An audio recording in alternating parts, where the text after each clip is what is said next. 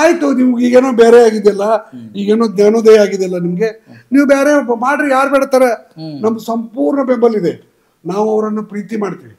ಯಾಕಂದ್ರೆ ನಾವು ಬಸವಣ್ಣನ ತತ್ವದವ್ರು, ನಮಗೆ ಯಾರೂ ಬೇರೆಯವರಲ್ಲ, ಇಲ್ಲ ಇವನಾರವ ಅಂತ ನಾವ್ ಯಾರಿಗೂ ಅನ್ನೋಲ್ಲ. ಅಖಿಲ ಜಾಗತಿಕ ಲಿಂಗಾಯತ ಮಹಾಸಭಾದವರು ನಮ್ಮವರೇ, ನಮ್ಮ ಬಂಧುಗಳೇ, ನಮ್ಮ ಅಣ್ಣ ತಮ್ಮಂದಿರೇ, ನಮ್ಮಿಂದ ಗೌರವಕ್ಕೆ ಪಾತ್ರರಾದವರೇ, ಲಿಂಗಾಯತ ಮತಾಧಿಪಗಳ ಒಕ್ಕೂಟದವರು ನಮ್ಮವರೇ. ತಿಳಿತಾ? ಈಗ ಅವರಿಗೆ ಬಸವ ಜ್ಞಾನ ಬಂದಿದೆ. ಒಬ್ಬೊಬ್ಬರಿಗೆ ಒಂದೊಂದು ಟೈಮ್ನಲ್ಲಿ ಜ್ಞಾನ ಬರ್ತದೆ. ಈಗ ಅವ್ರಿಗೆ 2017ರಿಂದ ಬಂದಿದೆ. ಅವ್ರು ಬಸವ ತತ್ವ ಪ್ರಚಾರ ಮಾಡಲಿ, ನಾವು ಪ್ರಚಾರ ಮಾಡೋ ಪ್ರಶ್ನೆ ಬರುದಿಲ್ಲ. ಯಾಕಂದ್ರೆ ನಾವು 1961ರಿಂದ ಶಂಕರ ಬಿದ್ರಿ ಅದನ್ನ ಪ್ರಚಾರ ಅಷ್ಟೇ ಅಲ್ಲ, ಅದನ್ನ ಪಾಲನೆ ಮಾಡ್ಕೊಂಡು ಬಂದಿದ್ದಾರೆ. ಈಗ ಅವ್ರು ಪ್ರಚಾರಕ್ಕೆ ಬಂದಾರ, ಇನ್ ಮುಂದೆ ನೆಕ್ಸ್ಟ್ ಸ್ಟೇಜ್ ಅವ್ರು ಪಾಲನೆ ಮಾಡಕ್ ಶುರು ಮಾಡ್ಲಿ, ಅವಾಗಾದ್ರೂ ಆಗ್ಲಿ ಅಂತೀರಿ ನೀವು? ಹೌದೇ ಇಲ್ಲ, ನಮ್ದೇನ ಅಭ್ಯಂತರ ಇಲ್ಲ. ನಮ್ಗ ಅವ್ರ ಬಗ್ಗೆ ಅಪಾರವಾದಂತ ಪ್ರೀತಿ ಇದೆ, ಅಪಾರವಾದಂತ ಗೌರವ ಇದೆ. ಕೆಲವು ಸಲ ಅವ್ರು ನಮ್ಮ ಮಹಾಸಭೆಗೆ ನಮಗೆ ಬೈಬಹುದು, ಆದ್ರೆ ನಾವು ಬಸವಣ್ಣವ್ರ ಭಕ್ತರು. ಬಸವಣ್ಣವ್ರು ಏನ್ ಹೇಳಿದ್ರು? ಬೈದವರನ್ನ ಬಂಧು ಎಂಬಿ. ಇವ್ರು ಯಾರು ಬೈತಾರೋ ಎಲ್ಲರೂ ನಮ್ಮ ಬಂಧುಗಳು, ಅವರೆಲ್ಲರೂ ಪೂಜ್ಯನೀಯರು, ಅವರೆಲ್ಲರೂ ವಂದನೀಯರು, ಅವರೆಲ್ಲರೂ ಗೌರವಾರ್ಹರು. ಅವ್ರಿಗೆ ನಾವು ನಮಸ್ಕಾರ ಮಾಡ್ತೀವಿ. ಬೈಲಿ, ಇನ್ನಷ್ಟು ಬೈಲಿ. ಎಲ್ಲ ಪಾಪ ಹೋಗತೆ ಅಂತೀರಿ, ಪಾಪ ಕರ್ಮ ಕಳಿತೈತೆ ಅಂತೀರಿ. ಹೌದು. ಅಲ್ಲ, ನಾವು ಯಾಕೆ ಬೇಡ ಅನ್ಬೇಕು ಹೇಳಿ ನೋಡೋಣ. ನಮ್ಗೆ ಅವ್ರ ಬಗ್ಗೆ ಗೌರವ ಕಡಿಮೆ ಆಗಲ್ಲ. ಅವ್ರಿಗೆ ಎಷ್ಟೇ ಮೈಕ್ ಹಚ್ಕೊಂಡು 365 ದಿವಸ ನಮ್ಮನ್ನು ಬೈದ್ರು ನಮಗ್ ಬೇಜಾರಿಲ್ಲ. ಕಾಶ್ಮೀರದಿಂದ ಕನ್ಯಾಕುಮಾರಿವರೆಗೂ ನಮಗ್ ಬೈದ್ರು ನಮಗ್ ಚಿಂತೆ ಇಲ್ಲ. ನಾವು ಅವರನ್ನ ನಮ್ಮವರೇ ಅಂತ ತಿಳ್ಕೊತೀವಿ, ನಮ್ಮವರೇ ಅಂತ ಭಾವಿಸ್ತೀವಿ, ನಮ್ಮ ಭಾಗ ಅಂತ ತಿಳ್ಕೊಂಡು ಹೋಗ್ತೀವಿ. ಅವ್ರು ಬೇರೆ ಇರ್ತದಂದ್ರೆ ಇರ್ಲಿ, ಅದಕ್ಕೆ ತಪ್ಪೇನಿದೆ. ಮತ್ತು ಅವ್ರು ಬಸವಣ್ಣ ಪ್ರಚಾರ ಬರೀ 35 ದಿವಸ ಮಾಡಿದ್ರು. ಪಾಪ 31 ಜಿಲ್ಲಾ ಕೇಂದ್ರಗಳಲ್ಲಿ ಮಾತ್ರ ಮಾಡಿದ್ರು.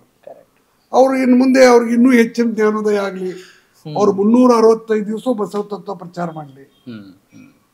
ಜನವರಿ 1ರಿಂದ ಡಿಸೆಂಬರ್ 31ರವರೆಗೂ ಮಾಡಲಿ, ಪ್ರತಿ ವರ್ಷನೂ ಮಾಡಲಿ, ಇನ್ನೂ 100 ವರ್ಷ ಮಾಡಲಿ. ಯಾಕಂದ್ರೆ ಬಸವ ತತ್ವ ಅಂದ್ರೆ ಹೆಂಗಿದೆ ಅಂದ್ರೆ ಇಡೀ ಮಾನವ ಕೋಟಿಗೆ ಸಲ್ತಕ್ಕಂಥ ತತ್ವ ಅದು. ಇದ್ರದ್ದು ಮನೋಪಲಿ ಯಾರಿಗೂ ಇಲ್ಲ. ಇಂಥ ಉದಾತ್ತವಾದಂಥ ಆದರ್ಶವಾದಂಥ ತತ್ವಗಳನ್ನ ಬಸವಾದಿ ಶರಣರು ನಮಗೆ ಕೊಟ್ಟರು ಸಹಿತ ಇವತ್ತು ಸಹಿತ 850 ಕೋಟಿ ಜಾಗತಿಕ ಜನಸಂಖ್ಯೆಯಲ್ಲಿ ನಮ್ಮವರು 3-4 ಕೋಟಿನೂ ಇಲ್ಲ. ಹೌದು ಸರ್. ಅದು 850 ಕೋಟಿ ಮಂದಿಗೂ ಮುಟ್ಟಬೇಕು. ಅದಕ್ಕೆ ನಾನು ಹೇಳ್ತೀನಿ ಅವ್ರಿಗೆ, ದಯವಿಟ್ಟು ನೀವು ಇದನ್ನ ಬಿಡಬೇಡಿ. ಪ್ರತಿ ದಿವಸ ಪ್ರಚಾರ ಮಾಡಿ, ಪ್ರತಿ ದಿವಸ ಅಭಿಯಾನ ಮಾಡಿ, ಹಗಲು ರಾತ್ರಿ ಮಾಡಿ. ಯಾಕೆಂದ್ರೆ ನೀವು ಎಷ್ಟು ಮಾಡಿದ್ರು ಕಡಿಮೆ. ಅಲ್ಲ, ಈ ಹೋರಾಟದಿಂದ ಸಮಾಜದ ಮೇಲೆ ಆಗೋ ಪರಿಣಾಮ ಏನು ಅಂತೀರಿ ಸರ್? ಸಮಾಜದ ಮೇಲೆ ಒಳ್ಳೆ ಪರಿಣಾಮ ಆಗುತ್ತೆ. ಬಸವ ತತ್ವಗಳ ಬಗ್ಗೆ ಅರಿವು ಮೂಡುತ್ತೆ, ತಿಳಿತಾ? ಮತ್ತು ಇದಕ್ಕೇನು ಒಂದು ಯಾರು ಭಕ್ತರು ಅಥವಾ ಉದ್ಯಮಿಗಳು ಅಥವಾ ರಾಜಕೀಯದವ್ರು ದುಡ್ಡು ಕೊಡ್ತಾರ, ಅವ್ರ ದುಡ್ಡು ಸದುಪಯೋಗ ಆಗುತ್ತೆ. ಐಡಿಯಾಲಜಿ ಸ್ವಲ್ಪ ಆದ್ರೂ ದುಡ್ಡು ಸದುಪಯೋಗ ಆಗ್ಬೇಕಲ್ಲ. ಹೌದೇ ಇಲ್ಲ? ಸದುಪಯೋಗ ಆಗ್ಲಿ. ಮತ್ತೆ ಇನ್ನೊಂದು ನೋಡಿ, ಬಸವ ತತ್ವ ಅಂತಕ್ಕಂಥದ್ದು ಇವತ್ತು ನಮ್ಮ ಭಾರತದ ಸಂವಿಧಾನದ ಅಡಿಪಾಯ ಇದೆ, ಯುನೈಟೆಡ್ ನೇಷನ್ ಚಾರ್ಟರ್ದ ಅಡಿಪಾಯ ಆಗಿದೆ. ಈ ವಿಷಯವನ್ನ ಮೊಟ್ಟ ಮೊದಲೇ ನಾನು ಸೆಪ್ಟೆಂಬರ್ 24, 2013ರಂದು ಸಿರಿಗೆರೆಯಲ್ಲಿ ನಡೆದಂತ ಪರಮ ಪೂಜ್ಯ ದಿವಂಗತ ಶ್ರೀ ಶಿವಕುಮಾರ ಮಹಾಸ್ವಾಮಿಗಳ ಪುಣ್ಯತಿಥಿಯಲ್ಲಿ ಹೇಳಿದ್ದೀನಿ. ಅದಾದ ಮೇಲೆ ಇವ್ರಿಗೆಲ್ಲ ಎಚ್ಚರಿಕೆ ಆಗಿದೆ, ತಿಳಿತಾ? ಆಗ್ಲಿ. ನಾನು ಹೇಳ್ತಕ್ಕಂಥದ್ದು ಏನಂದ್ರೆ ಬಸವ ತತ್ವ ಪ್ರಚಾರಕ್ಕೆ ನಾವು ಸಹಿತ ಸಂಪೂರ್ಣ ಸಪೋರ್ಟ್ ಮಾಡ್ತೇವೆ. Sir, fine, I got it. ಈಗ ವೀರಶೈವರು ಸಿದ್ಧಾಂತ ಶಿಖಾಮಣಿಯನ್ನ ಅವರು ತಮ್ಮ ಧರ್ಮಗ್ರಂಥವನ್ನ ನೋಡ್ತಾರೆ, ಆದ್ರೆ ಅದ್ರ ಜೊತೆಗೆ ಆಚರಣೆಗಳು ವಿಭಿನ್ನವಾಗಿದ್ದಾವೆ. ನಾವು ಹೆಂಗ್ ಒಂದೇ ಆಗ್ತೀವಿ? ಅವರೇ ಬೇರೆಯವರು ಶ್ರೇಷ್ಠರು ಅಂತ ತಿಳ್ಕೊತಾರೆ. ಹಾಗಾಗಿದ್ ಬೇಕಾ? ನೋಡಿ, ಈಗ ಮುಸಲ್ಮಾನರಲ್ಲಿ ತಗೊಳ್ರಿ, ಶಿಯಾ ಇದೆ, ಸುನ್ನಿ ಇದೆ, ವಹಾಬಿ ಇದೆ, ಅಹ್ಮದಿಯಾ ಇದೆ, ಕೋಜಾ ಇದೆ, ಇಸ್ಮಾಯಿಲಿಸತ್ ಇದ್ದಾರೆ, ಹಿಂಗೆ 100 ಹಂಗೆ ಅವರಲ್ಲಿಯೂ ಕೆಲವು ಭೇದಗಳದಾವ ಆಚರಣೆಯಲ್ಲಿ. ಅದೇ ರೀತಿ ಕ್ರಿಶ್ಚಿಯನ್ರಲ್ಲಿ ಸಿರಿಯನ್ ಕ್ರಿಶ್ಚಿಯನ್ ಅಂತಿದ್ದಾರೆ, ಕ್ಯಾಥೋಲಿಕ್ ಕ್ರಿಶ್ಚಿಯನ್ ಅಂತಿದ್ದಾರೆ, ಆರ್ಥೋಡಾಕ್ಸ್ ಕ್ರಿಶ್ಚಿಯನ್ ಅಂತಿದ್ದಾರೆ, ಪ್ರೊಟೆಸ್ಟೆಂಟ್ ಕ್ರಿಶ್ಚಿಯನ್ ಇದ್ದಾರೆ, ಪೆಂಟಾಕೋಸ್ಟಾ ಅಂತಿದ್ದಾರೆ. ಸೊ ಎಷ್ಟೋ ಭೇದಗಳಿದಾವೆ. ಈಗ ಬ್ರಾಹ್ಮಣರಲ್ಲಿ ತಗೊಳ್ರಿ, ದ್ವೈತ ಅಂತಿದೆ, ಅದ್ವೈತ ಅಂತಿದೆ, ವಿಶಿಷ್ಟ ಅದ್ವೈತ ಅಂತಿದೆ. ಒಂದಕ್ಕೂ ಒಂದರ ಮೂಲಭೂತ ತತ್ವಗಳು ಮತ್ತೊಂದಕ್ಕೆ ತದ್ವಿರೋಧ. ಹೌದು ಹೌದು. ಅದ್ವೈತ ಏನ್ ಹೇಳುತ್ತೆ? ಅಹಂ ಬ್ರಹ್ಮಾಸ್ಮಿ, ಜೀವಾತ್ಮನು ನಾನೇ, ಪರಮಾತ್ಮನು ನಾನೇ. ಹೌದು. ದ್ವೈತ ಏನ್ ಹೇಳುತ್ತೆ? ಪರಮಾತ್ಮ ಬೇರೆ, ಜೀವಾತ್ಮ ಬೇರೆ. ಹೌದೇ ಇಲ್ಲ? ಆದ್ರೂ ಅವ್ರು ಒಕ್ಕಟ್ಟಾಗಿ ಸಂತೋಷದಿಂದ ಇದಾರಲ್ಲ. ಅದು ಅಲ್ದೇನೆ ಈಗ ಲಿಂಗಾಯತರಲ್ಲಿ ಬೇರೆಯವರಲ್ಲಿ ಇದ್ದಂಗ ಬ್ರಾಹ್ಮಣರಲ್ಲಿ 108 ಕನ್ಯಾಕುಬ್ಜ ಬ್ರಾಹ್ಮಣ ಅಂತಿದ್ದಾರೆ, ಮೈಥಿಲಿ ಬ್ರಾಹ್ಮಣರು ಅಂತಿದ್ದಾರೆ, ಹೊಯ್ಸಳ ಕರ್ನಾಟಕ ಅಂತಿದ್ದಾರೆ, ಶಿವಳ್ಳಿ ಬ್ರಾಹ್ಮಣರು ಅಂತಿದ್ದಾರೆ, ಹಿಂಗ ಹವ್ಯಕ ಬ್ರಾಹ್ಮಣರು ಅಂತಿದ್ದಾರೆ, ಸಾರಸ್ವತ ಗೌಡ ಸಾರಸ್ವತ ಬ್ರಾಹ್ಮಣರು ಅಂತಿದ್ದಾರೆ. ಹಿಂಗ ಬಹಳ ಮಟ್ಟ ಭೇದ ಭಾವಗಳು ಇರ್ತಾವ. ಎಲ್ಲಾ ಒಂದು ಸಮಾಜ ದೊಡ್ಡದಾದಂಗೆ ಭೇದ ಭಾವಗಳು ಹುಟ್ಟುದು, ಪ್ರಭೇದಗಳು ಬರುವುದು ಸ್ವಾಭಾವಿಕ ಪ್ರಕ್ರಿಯೆ. ಆದ್ರೆ ಮೂಲಭೂತವಾಗಿ ಏನಿದೆ? ವೀರಶೈವರು ಇಷ್ಟಲಿಂಗ ಪೂಜೆ ಮಾಡ್ತಾರೆ, ವೀರಶೈವರು ಪಂಚಾಚಾರ ಷಟ್ಸ್ಥಲ ಅಷ್ಟಾವರಣ ಒಪ್ತಾರೆ, ವೀರಶೈವರು ಸಮಾಧಿ ಮಾಡ್ತಾರೆ. ಅವ್ರದ್ದು ಸಂಸ್ಕೃತ ಇದೆ, ಇವ್ರದ್ದು ಕನ್ನಡದಾಗಿದೆ. ಎಷ್ಟು ಬಿಟ್ರೆ ಏನು ಅಂತ ವ್ಯತ್ಯಾಸ ಅದರಲ್ಲಿ ಇಲ್ಲ. ಮತ್ತೆ ಎರಡನೇದಾಗಿ ನೋಡಿ, ನಾವೇ ಬುದ್ಧಿ ಅಂತಕ್ಕಂಥದ್ದು ನಮಗ್ ಮಾತ್ರ ಬರಲಿಲ್ಲ. 1000 ವರ್ಷಗಳಿಂದ ನಾವೆಲ್ಲ ಕೂಡ ಇದ್ದೀವಿ. ಕೊಡುತುಗಳ ಸಂಬಂಧಗಳಾಗ್ತಾ ಇದಾವೆ. ಅವ್ರು ಬೇರೆ ಇಲ್ಲ, ನಾವು ಬೇರೆ ಇಲ್ಲ ಅಂತ ಬಂದಿದೀವಿ. ಎಲ್ಲರೂ ಒಕ್ಕಟ್ಟಾಗಿ ಬಂದಿದೀವಿ. ಈ ಒಕ್ಕಟ್ಟಾಗಿರೋದು ಒಡೆಯುವ ಅವಶ್ಯಕತೆ ಏನಿದೆ?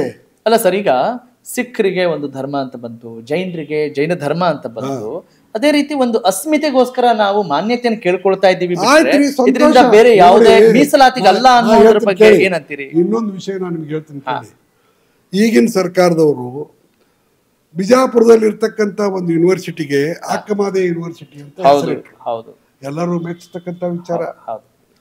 ಇನ್ನು ಎರಡನೇದಾಗಿ ಎಲ್ಲಾ ಸರ್ಕಾರಿ ಕಚೇರಿಗಳಲ್ಲಿ ಬಸವೇಶ್ವರ ಫೋಟೋ ಇಡಬೇಕು ಅಂತ ಮಾಡಿದ್ರು. ಹೌದಾ? ಅದೇ ರೀತಿ ಬಸವಣ್ಣನ ಸಾಂಸ್ಕೃತಿಕ ನಾಯಕ ಅಂತ ರಾಯಭಾರಿ. ಇದು ಯಾವುದರಿಂದಾದ್ರೂ ಲಿಂಗಾಯತರಿಗೆ ವೀರಶೈವರಿಗೆ ಒಂದು ಪೈಸಾ ಫೈದಾ ಆಗಿದೆಯಾ? ಏನು ಅಸ್ಮಿತೆ ಆಯ್ತು. ಒಂದ್ ಹೇಳ್ತೀನಿ ಕೇಳಿ. ಲಿಂಗಾಯತರಲ್ಲಿ ಕಾಂತರಾಜ್ ವರದಿ ಪ್ರಕಾರ, ಅವರೇ ಮಾನದಂಡಗಳ ಪ್ರಕಾರ, ಅವರೇ ಸಮೀಕ್ಷೆ ಮಾಡಿದ ಪ್ರಕಾರ ಲಿಂಗಾಯತ ಸಮಾಜದ 102 ಜಾತಿಗಳಲ್ಲಿ 52 ಜಾತಿಗಳು 1A ಅತ್ಯಂತ ಹಿಂದುಳಿದ ವರ್ಗ, 1B ಅತ್ಯಂತ ಹಿಂದುಳಿದ ವರ್ಗ, 2A ಅತಿ ಹಿಂದುಳಿದ ವರ್ಗಗಳಿಗೆ ಸೇರ್ಬೇಕಾಗಿತ್ತು. ಅವಾಗ ಏನಾದ್ರು ಒಂದ್ ಸ್ವಲ್ಪ ಲಾಭ ಲಿಂಗಾಯತರಿಗೆ ಸಿಗ್ತಿತ್ತು. ಅವ್ರನ್ನ ಮತ್ತೆ 3B ಅಲ್ಲಿ 75ನೇ ಇಸ್ವಿಯಿಂದ ಹೆಂಗಿಟ್ರು ಹಂಗೆ ಇಟ್ಟಾರ. ಲಿಂಗಾಯತರಿಗೆ ಪ್ರಾಕ್ಟಿಕಲ್ ಆಗಿ ಏನೂ ಲಾಭ ಆಗಿರ್ಬಾರ್ದು. ಅವ್ರು ಭಾರಿ ಸಂತೋಷ ಆಗಿರ್ಬೇಕು. ಪುಕಟೆ ಒಂದು ಬೋರ್ಡ್ ಚೇಂಜ್ ಮಾಡ್ರಿ ಎಷ್ಟಾಗುತ್ತೆ? 1 ಲಕ್ಷ, 2 ಲಕ್ಷ, 5 ಲಕ್ಷ. ಬರೇ ಅವ್ರಿಗೆ ಒಂದು ಹವಾ ತುಂಬು ಕೆಲಸ ಮಾಡ್ತಾ ಇದ್ದಾರೆ. ಅವರನ್ನು ಅಭಿವೃದ್ಧಿ ಮಾಡ್ತಕ್ಕಂಥ ಕೆಲಸ ಮಾಡ್ತಾ ಇಲ್ಲ. ಈಗ ಇರ್ತಕ್ಕಂಥ ಸರ್ಕಾರ, ಇದ್ರ ಹಿಂದೆ ಇರ್ತಕ್ಕಂಥ ಸರ್ಕಾರಗಳು ಏನ್ ಮಾಡಿದ್ವು? ನಾವು ಸಾಲ ಮಾಡಿ ಆದ್ರೂ ಅಪ್ಪರ್ ಕೃಷ್ಣಾ ಪ್ರಾಜೆಕ್ಟ್ ಪೂರ್ತಿ ಮಾಡ್ತೀವಿ. ಈಗ ನಮಗೆ ಅಲ್ಲಿ ಅಪ್ಪರ್ ಕೃಷ್ಣಾ ಪ್ರಾಜೆಕ್ಟ್ ಅಲ್ಲಿ ನಮಗೆ ಇಡೀ ಕಾವೇರಿಯಲ್ಲಿ ನಮಗೆ ಸಿಕ್ಕಿದ್ದು ಬರೀ 278 TMC. ಕರೆಕ್ಟ್. ಆದ್ರೆ ನಮಗೆ ಇನ್ನೂ 500 TMC ನೀರು ಹರಿದೋಗ್ತಾ ಇದೆ. ಆಲಮಟ್ಟಿ ಡ್ಯಾಮ್ ಹೆಚ್ಚು ಮಾಡಿಲ್ಲ.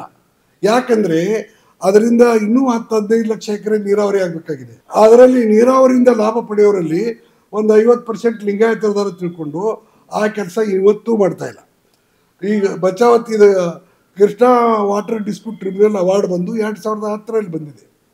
2025 ಇವತ್ತು 15 ವರ್ಷ ಹೋಗಿದೆ. 2050ಕ್ಕೆ ಇದು ಟ್ರಿಬ್ಯುನಲ್ ರಿವ್ಯೂಗೆ ಬರ್ತದೆ. ಅಲ್ಲಿ ಇವತ್ತಿನ ತನಕ ಈಗ ಮೊನ್ನೆ ಅಕ್ವಿಷನ್ ಫೈನಲ್ ಮಾಡಿದ್ದಾರೆ. ಎಂದೋ ಮಾಡ್ಬೇಕಾಗಿತ್ತು.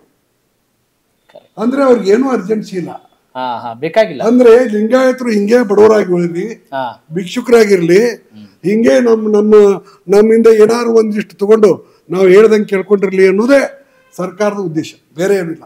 ಯಾವುದೇ ಪಕ್ಷ ಆಡಳಿತ ನಡೆಸ್ತಾ ಇದ್ರು ಇದೇ ಉದ್ದೇಶ, ಬೇರೆ ಏನಿಲ್ಲ. ಯಾಕಂದ್ರೆ ಈಗ ನೋಡಿ, ನಮ್ಮ ದೇಶ, ನಮ್ಮ ಕರ್ನಾಟಕ ರಾಜ್ಯ 1,92,800 ಚದರ ಕಿಲೋಮೀಟರ್ ಇದೆ. ಬೆಂಗಳೂರು ಸುತ್ತಮುತ್ತಲಿನ ಪ್ರದೇಶ 2,050 ಚದರ ಕಿಲೋಮೀಟರ್ ಇದೆ. ಈ 2,050 ಚದರ ಕಿಲೋಮೀಟರ್ದಲ್ಲಿ ರಾಜ್ಯದ 75% ಸಂಪತ್ತಿದೆ. ಈಗ ನಮ್ಮ ಬಿಜಾಪುರದಲ್ಲಿ 500 ಎಕರೆಗೆ ಏನ್ ಜಮೀನು ಬರ್ತದೆ, ಅದು ಇಲ್ಲಿ ಒಂದು 50-80 ಸೈಟಿ ಬರ್ತದೆ. 500 ಎಕರೆ. ಈಗ ನೋಡಿ, ಬೆಂಗಳೂರದು ವಾರ್ಷಿಕ ಉತ್ಪನ್ನ ಪರ್ ಕ್ಯಾಪಿಟಾ ಇನ್ಕಮ್ ಅಂತಾರೆ, ಅದು ವರ್ಷಕ್ಕೆ 6 ಲಕ್ಷ. ಮೈಸೂರಲ್ಲಿ 4 ಲಕ್ಷ, ಮಂಗಳೂರಿನಲ್ಲಿ 5 ಲಕ್ಷ, ಬೆಳಗಾವಿನಲ್ಲಿ 4 ಲಕ್ಷ. ಈಗ ಉಳಿದದ್ದು ಕೆಲವು ಜಿಲ್ಲೆಗಳಲ್ಲಿ ಬರೀ 2 ಲಕ್ಷ. ಹಾ ಈ ಗುಲ್ಬರ್ಗಾ, ಬಿಜಾಪುರ, ಬೀದರು, ರಾಯಚೂರು, ಯಾದಗಿರಿ, ಕೊಪ್ಪಳ, ಬಳ್ಳಾರಿಯಲ್ಲಿ 1 ಲಕ್ಷ. 1 ಲಕ್ಷನೂ ಐತ್ರಿ. ಅಂದ್ರೆ ಅವ್ರ ಪಗಾರ ನಾ ಹೇಳ್ತಾ ಇದ್ದೀನಿ. ಹೌದು. ಅಂದ್ರೆ ಯಾವ ರೀತಿ ಈ ಉತ್ತರದ ಪ್ರದೇಶಗಳನ್ನ ಬಲಹೀನ ಮಾಡಿ ಬಿಟ್ಟಿದ್ದಾರೆ. ಈಗ ನೋಡಿ, ಶ್ರೀಲಂಕಾ 40,000 ಚದರ ಕಿಲೋಮೀಟರ್ ಇಲ್ಲ, ಹಾ ಅಲ್ಲಿ ಇಂಟರ್ನ್ಯಾಷನಲ್ ಏರ್ಪೋರ್ಟ್ ಎಲ್ಲ ಇದಾವೆಲ್ಲ. ಹಾ ಹಾ ನಮ್ಮಲ್ಲಿ ಹೈದರಾಬಾದ್, ಕರ್ನಾಟಕ ಒಂದು ಇಂಟರ್ನ್ಯಾಷನಲ್ ಏರ್ಪೋರ್ಟ್ ಇಲ್ಲ. ಹೌದು. ಈಗ ಏನು ನಮ್ಮಲ್ಲಿ ಏನು ಡೆವಲಪ್ಮೆಂಟ್ ಮಾಡ್ತಾ ಇಲ್ಲ. ಬರೀ ಏನಪ್ಪಾ ಅಂದ್ರೆ ನಮ್ಮ ಜನರನ್ನ ವೋಟ್ ಬೇಕಾಗಿ ಅವರು 500 ರೂಪಾಯಿ 600 ರೂಪಾಯಿ ಕೊಟ್ಟರೆ ವೋಟ್ ಹಾಕ್ಬೇಕು ಅಂತಕ್ಕಂಥ ಪರಿಸ್ಥಿತಿಯಲ್ಲಿ ಇವತ್ತಿನ ವ್ಯವಸ್ಥೆ ಅವ್ರಿಗೆ ಇಟ್ಟಿದೆ.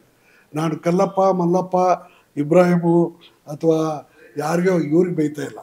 ಈಗ ಇರ್ತಕ್ಕಂಥ ಆಡೋ ವರ್ಗ ಅವ್ರನ್ನ ಹಂಗಿಟ್ಟಿದೆ. ನಮ್ಮ ಇಡೀ ಉತ್ತರ, ಈಗ ನಾವು ಸರಿಯಾದ ರೀತಿಯಲ್ಲಿ ಬರೀ 10 ವರ್ಷ ಕೆಲಸ ಪ್ರಾಮಾಣಿಕವಾಗಿ ಮಾಡಿದ್ರೆ ಕರ್ನಾಟಕದ GDP ಫ್ರಾನ್ಸ್ಗಿಂತ ಹೆಚ್ಚಾಗುತ್ತೆ.